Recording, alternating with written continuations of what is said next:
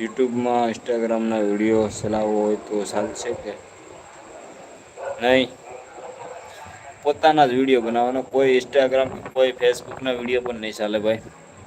Copyright આવશે નહીં નાખતો, અને કોપીરાઇટ આવશે એટલે 3 ટ્રેક આવશે એટલે સીધી ચેનલ ડિલીટ કરી નાખશે.